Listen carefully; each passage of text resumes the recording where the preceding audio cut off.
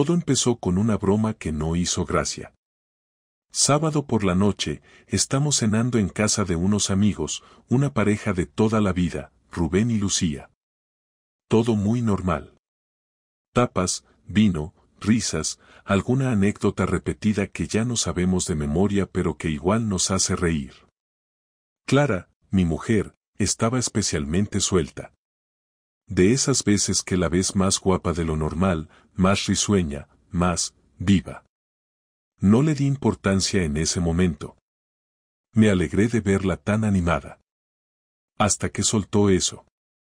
Estaban hablando de esas cosas que uno no debería decir en pareja, típicas chorradas de sobremesa, ¿y tú con qué famoso te liarías si no pasara nada? ¿Cuál ha sido tu mayor locura sexual? Ese tipo de juegos que se supone que deben ser divertidos. Yo dije algo ridículo, creo que mencioné a Penélope Cruz solo por salir del paso. Rubén también tiró de humor. Pero entonces Lucía le preguntó a Clara, en plan risueño. ¿Y tú, Clara? ¿Cuál ha sido tu mayor locura? Clara sonrió, tragó un sorbo de vino y dijo. Bueno, creo que eso no lo puedo contar. Digamos que no fue con Javi. La mesa se quedó en silencio. Rubén se rió como si fuera una broma y soltó un «qué cabrona». Yo me reí también, forzadamente. Pero algo se rompió dentro. Porque no fue lo que dijo, sino como lo dijo. Esa mirada que evitó cruzar conmigo. Ese pequeño segundo en que su sonrisa se congeló, como si se hubiese pasado de la raya y se diera cuenta. En el coche, camino a casa, no dije nada. Ella tampoco. El ambiente se volvió espeso, como si flotara algo que nadie quería nombrar. Cuando llegamos, se fue directa a la ducha. Yo me quedé en el salón, con la tele encendida sin verla, masticando cada palabra de esa frase. No fue con Javi. ¿Fue una broma? ¿Una provocación? ¿Una confesión camuflada? Esa noche no dormí. Me di cuenta de que llevaba semanas sintiéndola distante, pero lo había ignorado. Las duchas más largas. Los viernes que se quedaba más rato en la clínica por una supuesta reunión. Los fines de semana que prefería pasar tranquila en casa sin mí ni nuestra hija. Todo había estado ahí, delante de mis narices. Pero no. No me fui directo a revisar su móvil. No contraté un detective. Hice algo peor. Empecé a observarla. Como cuando sabes que un animal se ha metido en tu casa pero no sabes dónde está escondido. Esperas. Observas. Y te vas preparando. A los 2 días, ocurrió algo aún más raro. Fui a recoger a nuestra hija del cole porque Clara dijo que tenía que quedarse más tiempo en la clínica. Lo raro fue que cuando aparqué frente al edificio, vi su coche, y a ella, saliendo del portal de enfrente. No de la clínica. No llevaba ropa de trabajo. Iba con vaqueros y una camiseta corta, algo que no usaría para atender pacientes. Y lo más inquietante, llevaba una bolsa de esas de tela, pero se notaba que tenía ropa dentro. Ella no me vio. Se fue caminando rápido por la calle paralela. Yo no la seguí. Solo me quedé ahí, agarrando el volante, sintiéndome como un gilipollas. Cuando volvió a casa esa noche, actuó como si nada.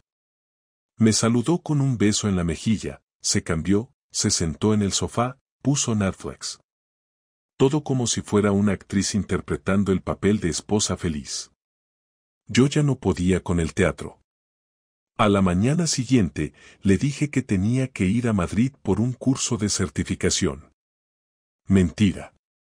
Me cogí un par de días libres y empecé a hacer lo que nunca pensé que haría, seguir a mi propia mujer. Y ahí, amigo, empezó todo de verdad. No tengo claro en qué momento exacto crucé la línea entre la sospecha y la certeza, pero fue ese miércoles por la tarde cuando todo se volvió real. Tenía el día libre, y le dije a Clara que iba a trabajar desde una cafetería para cambiar de ambiente. En realidad, Aparqué mi coche a 2 calles de la clínica y esperé. Ella había dicho que salía a las 6.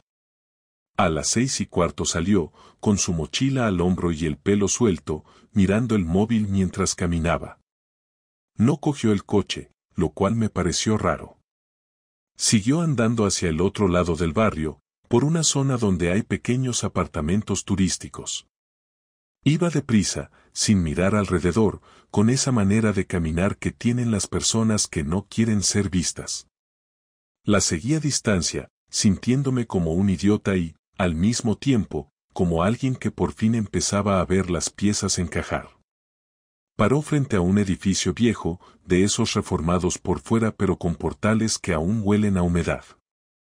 Tocó un timbre, esperó unos segundos y la puerta se abrió. Un tipo, más o menos de su edad, la saludó con una sonrisa y le dio un beso corto, no en la mejilla, sino en la comisura de los labios. Ella entró y la puerta se cerró. No hubo abrazos, ni pasión exagerada, nada de película, pero ese gesto pequeño me bastó. Me quedé frente al portal sin saber qué hacer. Sentía una mezcla rara entre rabia y calma, como si el cuerpo todavía no hubiese decidido qué emoción era la correcta. No podía gritar, no podía entrar, no podía huir. Así que simplemente me quedé allí, mirando la puerta como un imbécil. Esperé 40 minutos. No sé por qué, tal vez por masoquismo, o por necesidad de ver más. Cuando la puerta volvió a abrirse, Clara salió primero. Tenía el pelo un poco desordenado y llevaba la bolsa en la otra mano. El tipo salió detrás de ella, le dijo algo al oído, y ella se rió. Luego cada uno tomó direcciones distintas. Ella caminó hacia la parada del autobús. Yo la seguí de nuevo, sin acercarme. Llegó a casa como si nada, se duchó, preparó la cena y habló con nuestra hija sobre un dibujo que había hecho en el colegio. Mientras la observaba desde el sofá, no podía creer que esa mujer, la misma que ahora sonreía a nuestra hija, había estado con otro hombre hacía apenas una hora. No le dije nada. Ni esa noche, ni la siguiente. Me limité a observar. Cada vez que me hablaba, cada vez que me tocaba, cada vez que sonreía, yo sentía un nudo más apretado en el pecho. Dormíamos en la misma cama, pero yo ya no estaba allí. No físicamente, sino mentalmente. Era como vivir con una actriz que interpretaba una versión amable de mi vida. El viernes, después de dejar a Julia en casa de mis suegros, me senté frente a Clara en el salón. No podía seguir fingiendo. Ella estaba doblando ropa y yo, con las manos temblando, solté la frase más difícil de mi vida. ¿Quién es Raúl? El movimiento de sus manos se detuvo. No levantó la cabeza enseguida. Solo se quedó quieta, como si estuviera procesando el nombre. Luego me miró y fingió confusión. ¿Qué? Dijo. El hombre con el que estuviste el miércoles. Sé que fuiste a su piso después del trabajo. Sus ojos se abrieron un poco más, y por un instante vi la verdad, esa verdad pequeña que se escapa antes de que uno la pueda disimular. Luego bajó la mirada y respiró hondo. Javi, no empieces con tonterías. No son tonterías. Te vi entrar con él. Te vi salir 40 minutos después. No hace falta que me lo expliques. Solo quiero oírte decirlo. Eres un enfermo, me dijo, con la voz baja pero cargada de rabia. ¿Me estás espiando?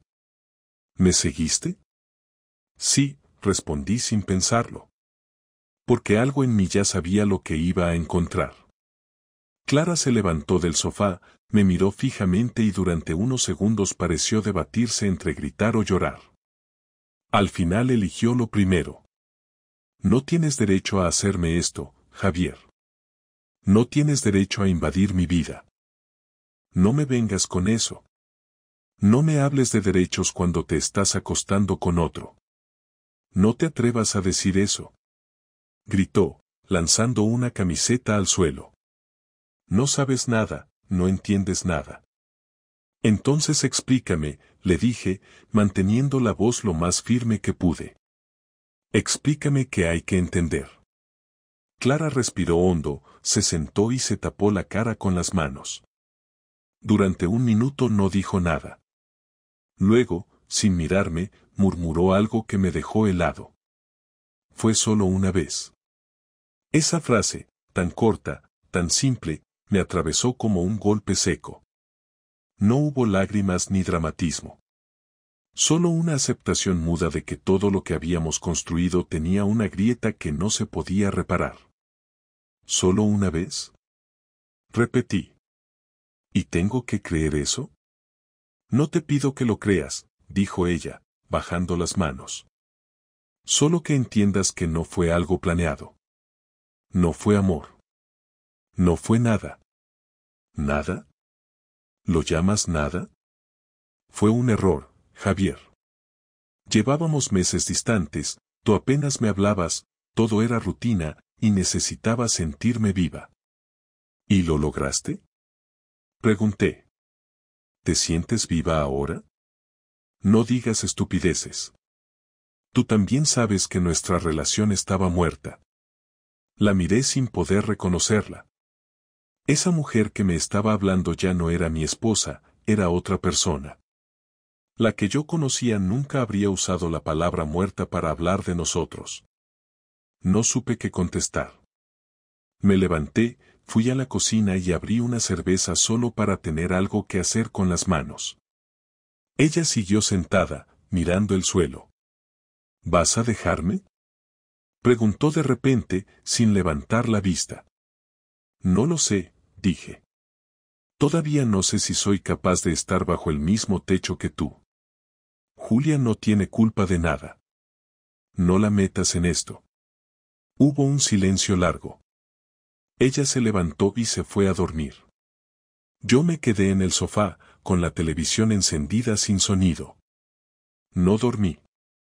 Pensé en todo lo que había pasado en los últimos años, en las discusiones pequeñas, en las noches en que ya no nos tocábamos, en las veces que fingimos que todo estaba bien porque daba pereza enfrentarse a la verdad. Al día siguiente, cuando Julia volvió a casa, todo siguió igual en apariencia. Desayunamos juntos, Clara la llevó a natación, y yo me quedé recogiendo cosas del salón. Desde fuera, cualquiera habría pensado que éramos una familia normal. Pero yo ya estaba tomando decisiones. Empecé por cambiar mis contraseñas, luego abrí una cuenta bancaria solo a mi nombre, y finalmente hablé con un abogado amigo mío. No le conté los detalles, solo le dije que necesitaba información sobre cómo proceder con una separación. Durante los días siguientes, Clara actuó como si nada hubiera pasado. No volvió a mencionar el tema. Cocinaba, hablaba conmigo con normalidad, incluso me tocaba el brazo o me daba un beso rápido al salir de casa. Yo dejé de responderle. No podía fingir, y tampoco quería discutir. Pero había algo más, necesitaba entender si lo que me había dicho era verdad. Solo una vez. No me bastaba. Esa frase era una trampa. Y aunque me dolía, necesitaba saber más, hasta el último detalle. Una semana después, volví a seguirla. No por impulso, sino por estrategia. Esperé el momento exacto en que salía del trabajo. Pero esta vez, en lugar de ir al mismo edificio, se subió a un coche gris que la esperaba en la esquina. Conducía el mismo hombre. Me dio igual todo. Lo seguí con el corazón golpeando en el pecho. Condujeron hasta las afueras, hacia una zona industrial donde hay un gimnasio y algunos almacenes. Aparcaron detrás de un edificio abandonado. Me quedé lejos, observando. No entraron en ningún sitio. Se quedaron dentro del coche. Vi cómo se besaban. Esta vez no eran 40 minutos. Fueron casi 2 horas. Cuando salieron, Clara se acomodó la ropa, él la abrazó y ella sonrió. En ese momento, la rabia desapareció. Lo que sentí fue algo más frío, una claridad absoluta. Ya no había dudas, ni excusas, ni frases vacías. Todo lo que vino después, lo decidí allí mismo, en ese aparcamiento olvidado. No me considero una persona vengativa, pero algo se encendió dentro de mí aquel día en el aparcamiento. No era una rabia impulsiva ni un deseo de golpear a nadie, era una calma distinta, de esas que llegan cuando ya no queda nada que perder. Me fui a casa sin prisa, conduciendo despacio, escuchando una radio que ni siquiera oía. Al llegar, Clara estaba preparando la cena, como si todo siguiera su curso. Me miró y sonrió, y en esa sonrisa fingida sentí la confirmación definitiva de que mi matrimonio ya estaba muerto aunque ninguno lo hubiese dicho en voz alta. Julia jugaba en el suelo con unos muñecos, ajena a todo. Yo solo pensé que debía actuar con cuidado, porque no podía permitir que mi hija se viera arrastrada por la porquería que su madre había elegido. Esa noche me quedé despierto en el sofá y empecé a hacer una lista mental. No de cosas que me dolían, sino de movimientos que tenía que preparar. Lo primero era asegurar mis cosas, lo segundo, conseguir pruebas sólidas de lo que había visto, y lo tercero, decidir cómo y cuándo exponerla. No quería hacer un escándalo, pero sí necesitaba que sintiera lo que me había hecho. No por venganza emocional, sino porque no podía permitir que saliera limpia de esto, mintiendo como si nada y quedándose con todo. Había pasado demasiados años construyendo una vida que ella estaba usando como escenario para engañarme. A la mañana siguiente, antes de que despertaran, revisé los papeles del piso, la hipoteca, las cuentas conjuntas, los seguros y los gastos. Me pasé casi 2 horas con los documentos, marcando lo que necesitaba cambiar o revisar con el abogado. Mientras tanto, Clara se levantó y preparó café. Me saludó con un beso en la mejilla, algo automático, como si intentara mantener una rutina que ya no existía.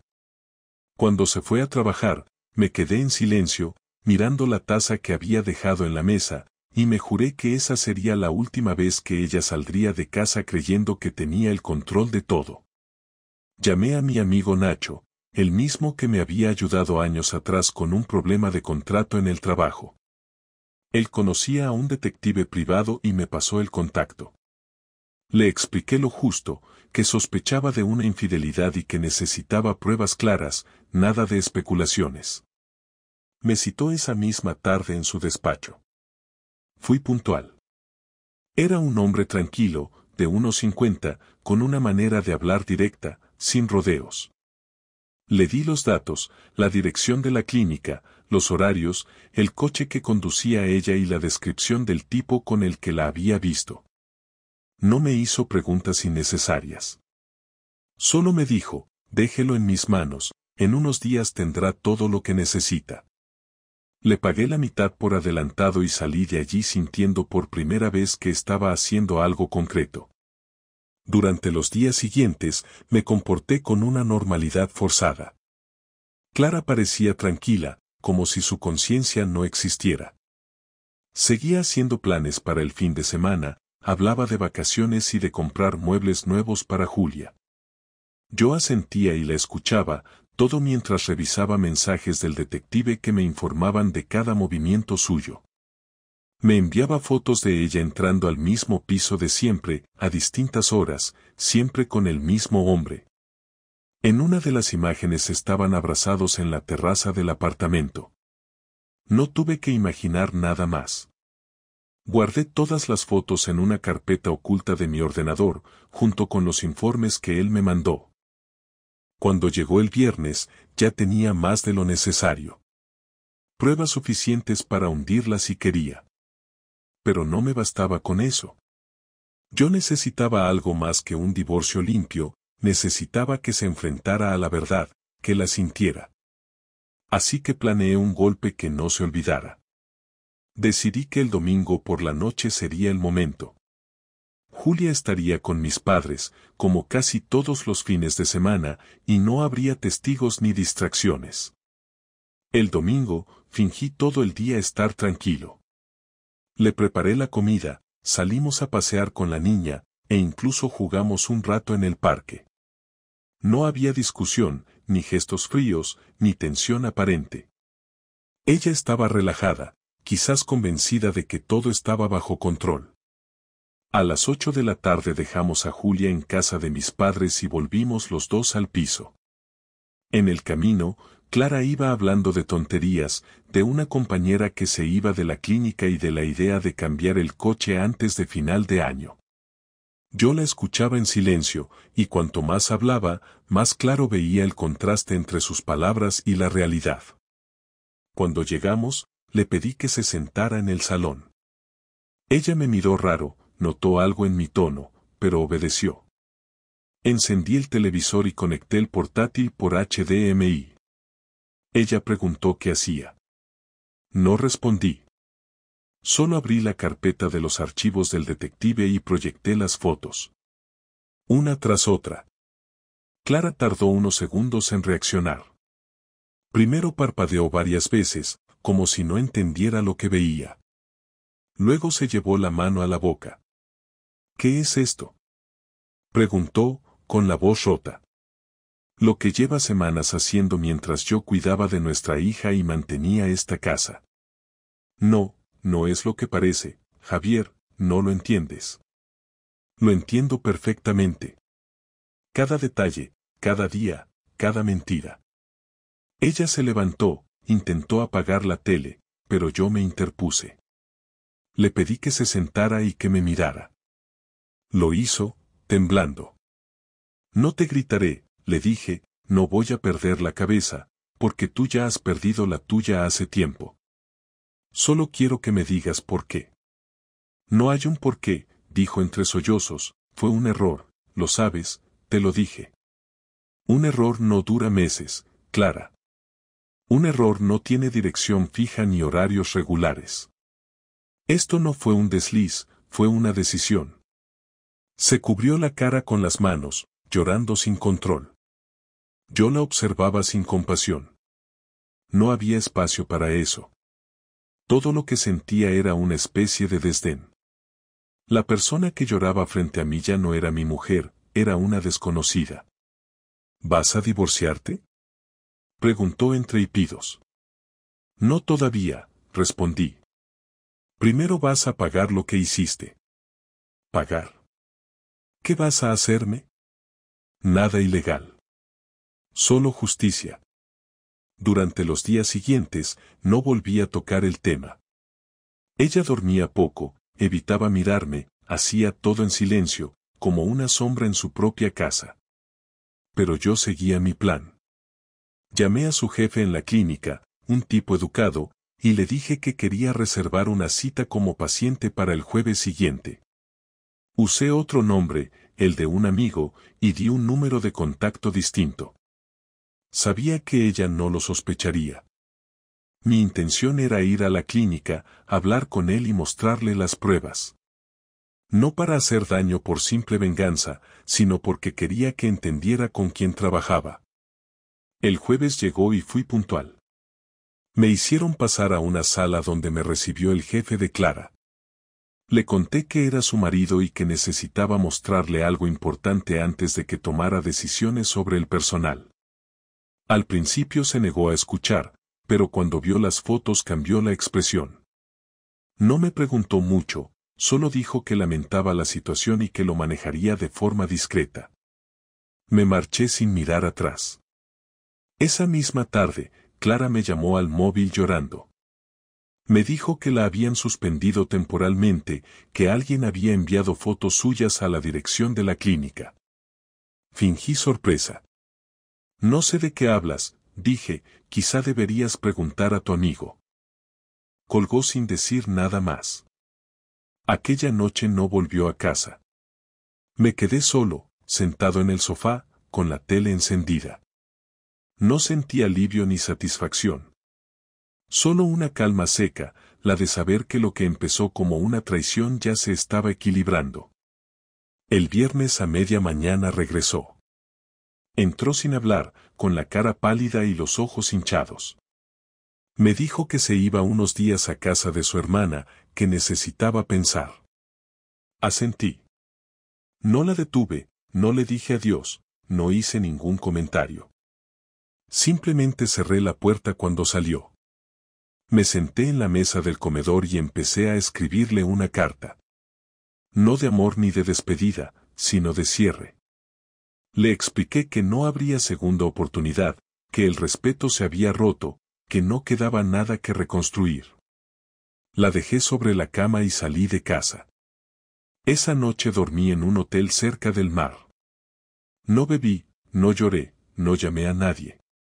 Me limité a pensar en lo que seguía. Porque lo que acababa de hacer no era el final, era solo el primer paso.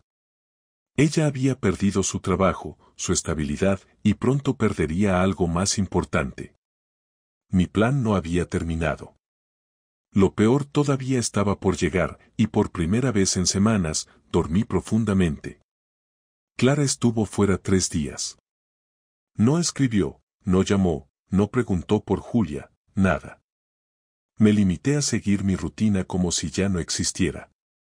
Yo llevaba semanas sintiéndome invisible en esa casa, pero ahora que ella se había ido, la sensación era distinta. No había discusiones, no había tensión, no había que fingir. Lo que quedaba era el silencio, y por primera vez me sentí cómodo con él. Durante esos días aproveché para reorganizar todo lo que tenía que ver con mi vida práctica. Cerré la cuenta conjunta y abrí otra en otro banco, hice cambios en los seguros, cancelé las tarjetas que compartíamos y avisé a mi abogado para que preparara los papeles del divorcio. Quería tener todo listo antes de volver a verla. No iba a darle la oportunidad de decir nada que pudiera alterar mi decisión. Lo único que quedaba era enfrentarla y cerrar este capítulo como se cierra una puerta con llave. El lunes siguiente, justo cuando estaba recogiendo a Julia del colegio, Clara me escribió un mensaje. ¿Podemos hablar esta noche? He vuelto. Respondí con un simple vale. No tenía intención de discutir, pero tampoco iba a dejar pasar la oportunidad de decirle todo lo que llevaba dentro. Quería mirarla a la cara mientras le dejaba claro que su teatro había terminado, que ya no tenía espacio en mi vida ni en la de nuestra hija. Llegué a casa a las 6:30. Clara estaba en la cocina, con la misma expresión de siempre, como si no hubiera pasado nada, como si todo pudiera recomponerse con una charla tensa y 4 disculpas mal ensayadas. No saludó a Julia con el mismo entusiasmo de siempre. Se notaba que no sabía cómo actuar. Fue torpe, insegura, hasta incómoda. Nuestra hija lo notó enseguida y me preguntó al oído por qué su madre estaba triste. Le dije que estaba cansada, que luego se le pasaría. Julia fue a su habitación y nos quedamos solos. Me crucé de brazos frente a ella, esperando que hablara. Tardó casi 1 minuto en atreverse. Sé que no tengo derecho a pedirte nada, pero quiero explicarte algunas cosas. No necesito explicaciones, le respondí. Necesito que entiendas que esto se acabó. No quiero reconciliaciones, no quiero segundas oportunidades, no quiero entender nada. Solo quiero que firmes los papeles y te vayas. No es tan fácil, Javier, dijo con la voz temblorosa. Tenemos una hija, una casa, una vida que no puedes borrar de un plumazo. No la estoy borrando, Clara. Tú lo hiciste. Tú decidiste cruzar una línea y convertir todo esto en una mentira. Y no me vengas con que fue una etapa, un error o una confusión. Ya he escuchado suficientes excusas. No lo hice por odio, ni por venganza, ni por diversión, dijo bajando la mirada. Lo hice porque estaba vacía y no sabía cómo decírtelo. Estaba todo tan frío entre nosotros que pensé que ya te daba igual. No me daba igual, me dolía. Pero yo no fui corriendo a refugiarme en otro cuerpo, fui a trabajar, a cuidar a nuestra hija, a intentar no venirme abajo mientras tú te ibas a meter en la cama de otro. No intentes justificarlo como si fuera una necesidad emocional. Fue una traición, punto. Clara se sentó en una silla, derrotada. Sabía que esta vez no había margen para chantajes emocionales. Sabía que yo había cruzado esa línea donde uno ya no quiere salvar nada, donde lo único que busca es cerrar bien todo para que no quede nada que le arruine el futuro. Le entregué el sobre con los papeles. Ella lo cogió sin decir nada. No tienes que firmarlo ahora, le dije, tienes una semana. Mi abogado ya sabe cómo manejarlo. Todo está dividido equitativamente. Yo me quedaré en este piso con Julia y tú podrás llevarte lo tuyo. No pienso impedir que la veas, pero la custodia principal será mía. No porque quiera vengarme, sino porque soy quien ha estado aquí siempre. Y eso es algo que incluso tú sabes que es verdad. ¿Y si quiero luchar por la custodia? Preguntó sin mirarme. Entonces lo resolveremos en los tribunales. Pero te aviso que tengo suficiente para demostrar quién ha sido estable en esta casa y quién no. Tú verás si quieres arrastrar a Julia a un juicio por orgullo. Clara asintió en silencio. Guardó los papeles en su bolso y se quedó sentada, sin saber si levantarse o seguir esperando algo que ya no iba a llegar. Me levanté y salí del salón. Entré a la habitación de Julia, me senté en su cama y jugamos con sus muñecos mientras Clara recogía algunas cosas en el fondo. Media hora después la oí cerrar la puerta. No me molesté en asomarme. Simplemente seguí con lo mío. Julia me preguntó si mamá se iba a quedar esa noche, le dije que no, que estaba cansada y que dormiría en casa de la tía. No preguntó más. Supongo que también sentía que algo había cambiado y que los niños, aunque no entiendan todo, perciben lo esencial. Al día siguiente pedí el cambio de colegio. No quería que Clara la recogiera sin avisar o intentara usarla para forzar un contacto. Todo eso lo dejé claro en el informe del abogado. No quería restricciones legales severas, pero sí límites claros. Clara me llamó 3 veces durante esa semana. No contesté. Le respondí por mensaje con datos concretos, cuándo podía ver a Julia, durante cuánto tiempo, y dónde. Ningún mensaje fuera de eso. Ella intentó un par de veces romper ese patrón, hablar de nosotros, de la historia, del pasado, pero no le di margen. Yo ya no tenía nada que decirle.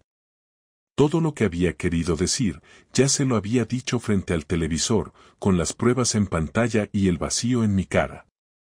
El sábado vino a ver a Julia. Llegó puntual, bien vestida, como si quisiera demostrar que tenía todo bajo control. Julia salió con ella sin problemas. Pasaron 3 horas juntas, fueron a merendar y luego volvieron. Clara no subió, no pidió hablar. Me saludó desde el coche con la mano y se marchó. Esa fue la primera vez que vi algo parecido a respeto en todo lo que había pasado. No sé si fue sincero o solo una forma de resignación, pero en cualquier caso, era mejor que cualquier excusa. Cuando cerré la puerta, Julia me abrazó y me dijo que lo había pasado bien, pero que prefería quedarse conmigo. No dije nada. Solo le acaricié el pelo y pensé que, a pesar de todo, íbamos a estar bien. Clara había empezado esto creyendo que podía controlarlo todo, pero se le fue de las manos. No solo perdió el trabajo, perdió la confianza, perdió el hogar, y ahora, poco a poco, estaba perdiendo a su hija, aunque no lo supiera aún. Faltaba un paso más. Tenía aún en mi poder las fotos, los informes y algunas conversaciones que el detective consiguió interceptar de manera completamente legal. Aún no las había usado fuera del entorno personal, pero estaba considerando entregarlas a la familia de ella. No por odio, sino porque sabía que Clara aún tenía un escudo allí. Su madre la defendía como si fuera una víctima, y yo ya estaba harto de quedar como el marido distante. Si algo iba a dolerle de verdad, era que su familia supiera exactamente lo que había hecho, sin adornos. Estaba dudando.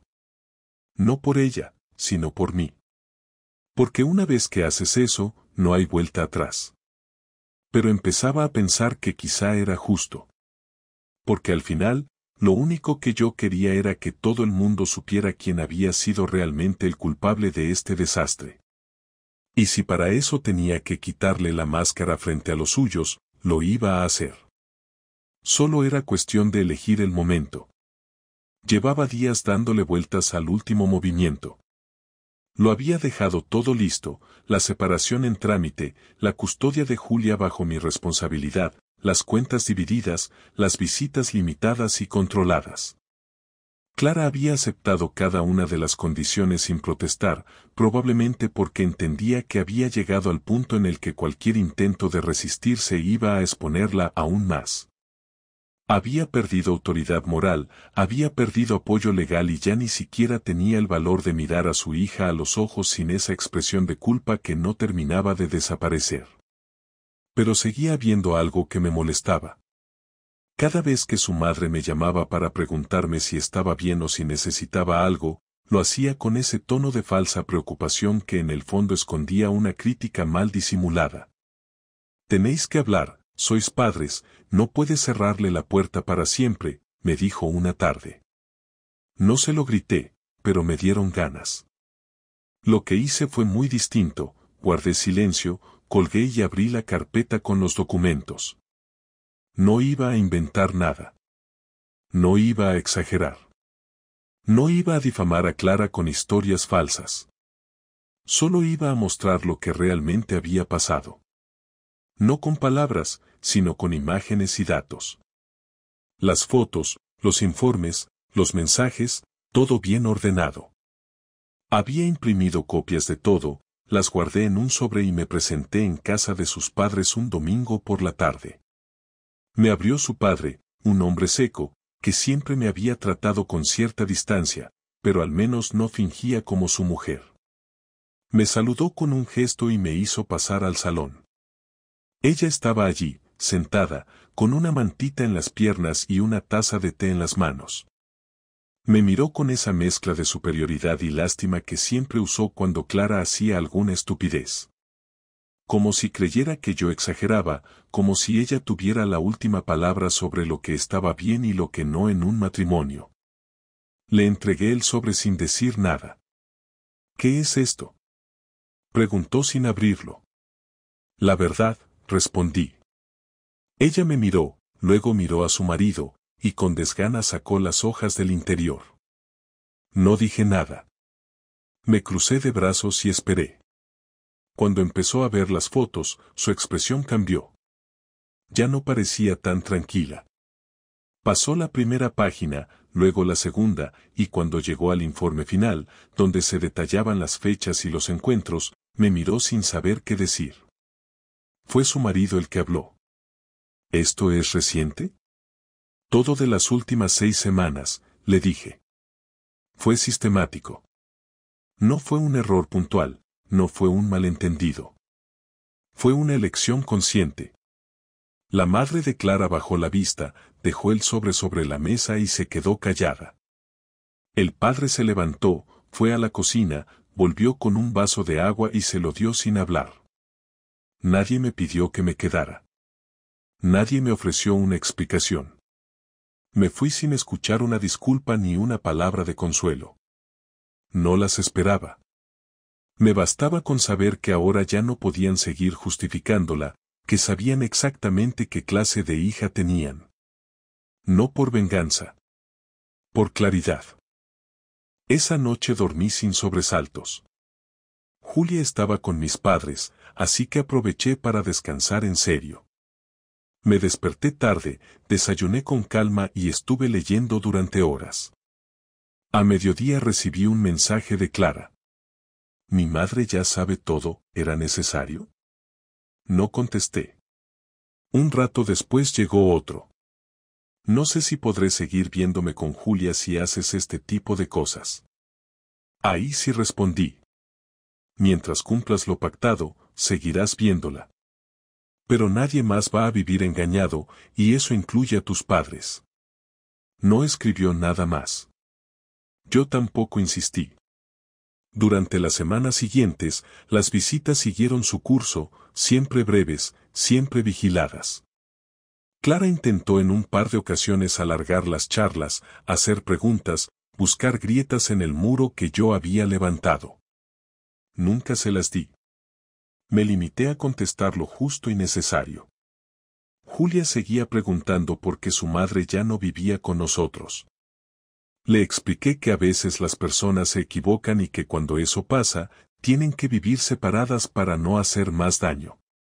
No le hablé de infidelidad, no le enseñé las pruebas, no usé a nuestra hija como arma. Pero sí fui honesto dentro de lo posible. Ella era pequeña, pero no tonta. Sabía que algo se había roto.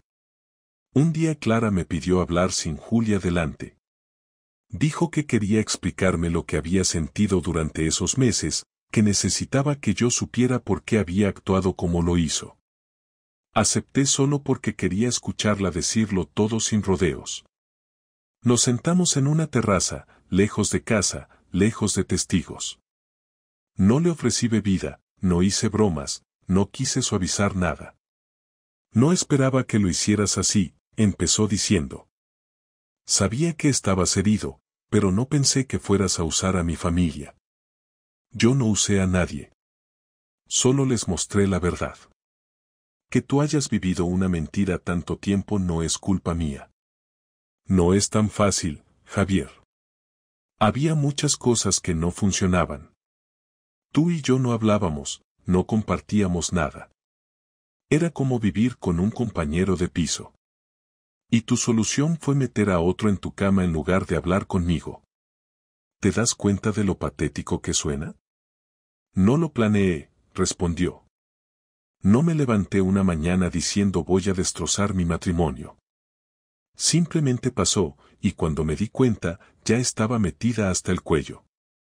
Tenía miedo, tenía vergüenza, y no supe cómo salir. ¿Vergüenza de qué? ¿De qué te descubriera? ¿De qué se enterara tu familia? Porque mientras lo hacías, no parecías muy preocupada. Me sentía sola. Tú estabas ahí, pero era como si no estuvieras. Siempre trabajando, siempre cansado, siempre con la cabeza en otra parte. No quiero justificarlo, pero tampoco puedes decir que tú eras perfecto. Nunca dije que fuera perfecto. Pero yo no traicioné a mi familia. Y no solo fuiste tú y él. Fueron las mentiras, los días ocultos, las excusas baratas. Eso es lo que destruyó todo. Sé que no tengo cómo reparar esto. Sé que lo perdí todo. Solo quería que lo supieras de mi boca. Pues ya lo sé. Y no cambia nada. Nos quedamos en silencio unos minutos. Luego me levanté y me fui. No hubo abrazos, ni llanto, ni promesas. Solo un punto final. Lo que Clara no entendía era que había dejado de sentir algo por ella mucho antes de descubrir la verdad. La infidelidad solo fue la prueba final de que ya no había nada que salvar. Cuando llegué a casa, Julia estaba jugando en el suelo con unos rotuladores. Me miró, sonrió y me pidió que dibujara con ella. Me senté y me puse a colorear sin pensar en nada más. No tenía intención de mirar atrás. Ya no era necesario. Lo importante ahora era lo que venía después, y yo ya había decidido cómo quería que fuera. Sin ella. Sin mentiras. Sin explicaciones. Solo con mi hija, y con la tranquilidad de haberlo dejado todo claro. La última vez que vi a Clara fue en el juzgado, una mañana gris en la que ambos sabíamos que ya no quedaba nada por decir. Entramos por separado, sin dirigirnos una sola mirada. El trámite fue rápido, silencioso y frío, como si todo ese desgaste de semanas se hubiese concentrado en un documento con firmas y un sello. Yo llevaba en la mochila una carpeta con copias del acuerdo, el registro de visitas y el calendario de custodia, por si hacía falta repasar algo, aunque en realidad no esperaba complicaciones. Ella llevaba una carpeta similar, pero no la abrió en ningún momento. Se limitó a asentir cuando el abogado explicó los puntos finales, aceptó sin pelear la custodia compartida con residencia habitual en mi casa y se comprometió a no alterar los términos sin previo acuerdo. La jueza apenas intervino, se notaba que era un caso más entre muchos, nada especial, nada complejo, solo otro matrimonio que se deshacía sin escándalos legales pero con toda la tensión acumulada en los ojos. Cuando terminó todo, salí del edificio sin mirar atrás. No me interesaba saber si Clara esperaba una despedida, un gesto de humanidad o siquiera una palabra. Ya había ofrecido más de lo que merecía y no tenía intenciones de regalarle una escena final. Volví a casa con una extraña sensación de cierre. Julia estaba en el colegio, así que aproveché la soledad para ordenar lo poco que me quedaba por arreglar. Guardé los documentos firmados, rompí las últimas facturas conjuntas que ya no servían y borré del móvil los contactos relacionados con su familia. No porque quisiera borrar el pasado, sino porque no necesitaba mantener vínculos que ya no aportaban nada. Me senté en el sofá y puse algo de música baja, solo para romper el silencio que a veces pesa más cuando todo termina. Miré alrededor y por primera vez noté que la casa era realmente mía. No porque Clara ya no viviera allí, sino porque cada rincón volvía a tener sentido sin tener que cargar con esa tensión constante, esa duda que se instala cuando uno sabe que algo va mal pero aún no lo puede demostrar. Había recuperado el control de mi espacio y de mi vida, y aunque no era una victoria feliz, era una victoria al fin y al cabo. Esa tarde fui a buscar a Julia al colegio. Al verme, corrió hacia mí con una sonrisa, se colgó de mi cuello y empezó a contarme lo que había hecho en clase. Hablaba sin parar, con esa energía que solo tienen los niños, y yo la escuchaba con atención real, sin distracciones, sin estar pensando en otra cosa. Cuando llegamos a casa, le preparé la merienda, revisamos los deberes juntos y luego vimos una película. Antes de dormir, me preguntó si mamá vendría a casa pronto. Le dije que ya no viviría con nosotros, pero que la vería cada semana como hasta ahora. No lloró, no protestó, solo preguntó si eso era porque se habían peleado. Le respondí que a veces los adultos toman malas decisiones y que cuando eso pasa, lo mejor es vivir separados para que todos estén mejor. No dijo nada más. Me abrazó y se quedó dormida en mi pecho. Ese momento fue el que me confirmó que había hecho lo correcto, que toda la energía que había gastado en sostener algo roto ya no me hacía falta, y que podía empezar a vivir otra vez sin miedo a que el suelo se rompiera bajo mis pies. Pasaron semanas sin noticias de Clara fuera de los días asignados para ver a Julia. Cumplía el calendario, recogía a la niña a la hora establecida, la devolvía puntual y no intentaba usar esos momentos para hablar conmigo. No me preguntaba cómo estaba, no mandaba mensajes personales, no intentaba reabrir la historia. Era evidente que había comprendido que ya no tenía nada que hacer conmigo. Una tarde de sábado, mientras esperaba que volviera con Julia, recibí una llamada de su hermana. No habíamos hablado desde antes del divorcio. Me saludó con frialdad, preguntó cómo estaba la niña y luego, sin rodeos, me dijo que Clara no estaba bien, que había entrado en una especie de depresión leve, que no salía casi, que había dejado de trabajar desde que perdió su empleo y que apenas se comunicaba con ellas. Escuché en silencio. No sentí lástima, no sentí alegría. Solo pensé que era el resultado lógico de una cadena de decisiones equivocadas. Me preguntó si podía hablar con ella algún día, por si servía de algo.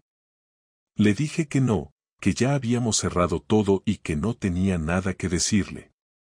Agradecí la llamada y colgué. Luego me quedé mirando por la ventana durante un buen rato, sin pensar en nada concreto. Una semana después, Clara pidió ver a Julia fuera del horario habitual, porque era el cumpleaños de su madre. Acepté sin problemas. Me pareció razonable y no quise usar el reglamento como escudo para dificultar las cosas. Vinieron a recogerla juntas, madre e hija, y mientras esperaban en el portal, Clara me miró por primera vez en semanas con algo que parecía más una súplica que una mirada común. No dije nada. Me limité a despedirme de Julia y cerré la puerta. No necesitaba saber si había visto compasión en mi rostro, porque no la había. Solo había claridad. Clara ya no era parte de mi vida, y eso no era algo que pudiera cambiarse con arrepentimiento tardío. Poco a poco, todo se fue estabilizando. Mi rutina con Julia se volvió sólida. Empezamos a hacer cosas nuevas los fines de semana, a salir más, a invitar a otros niños del cole a casa. Me sentía más presente, más consciente, incluso más ligero. Ya no tenía esa presión constante de mantener una relación en ruinas, ni esa ansiedad de fingir que todo iba bien cuando por dentro me estaba cayendo. Empecé a salir con amigos que había dejado de ver durante años por culpa del aislamiento emocional en el que me había metido. Incluso comencé a plantearme la posibilidad de conocer a alguien más, sin prisa, sin intención de volver a empezar de cero, solo con la apertura suficiente como para no cerrarme a la idea. No porque necesitara compañía, sino porque ahora sabía que si algún día tenía a alguien a mi lado, sería desde un lugar distinto, uno sin mentiras ni cargas innecesarias. Clara, por su parte, seguía cumpliendo con sus días. No parecía haber reconstruido mucho su vida. No supe si seguía con el mismo tipo, ni me interesaba. Lo único que me importaba era que se mantuviera estable cuando estaba con nuestra hija, y hasta donde sabía, lo estaba haciendo. A veces Julia hablaba de ella como si nada hubiera pasado, otras veces no la mencionaba durante días. No la animaba a hablar, pero tampoco lo evitaba. De alguna forma, ella misma estaba procesando todo a su manera, y yo me aseguraba de estar ahí para sostenerla cuando lo necesitara. Una noche, Julia me preguntó si yo estaba contento. Le dije que sí. Me miró seria, como si quisiera asegurarse de que no mentía, y luego me abrazó. Esa noche dormí tranquilo, no porque todo estuviera perfecto, sino porque por fin había dejado atrás una etapa que me desgastó más de lo que imaginaba. No había resentimiento, no había odio, no había dolor. Solo una certeza firme de que no había nada que lamentar. Había hecho todo lo que tenía que hacer, había protegido lo que importaba y había salido entero. Y eso, al final, era lo único que contaba.